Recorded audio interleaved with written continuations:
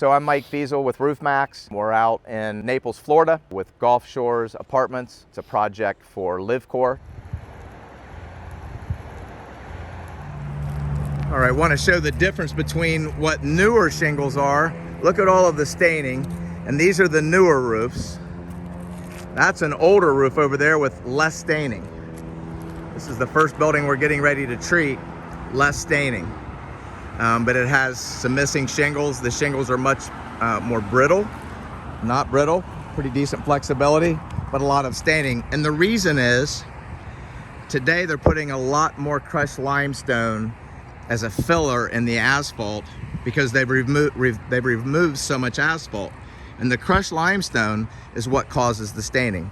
The spores in the Gliocapsomagma actually feed on the crushed limestone, especially in the morning when there's dew on the roof. That's the water source.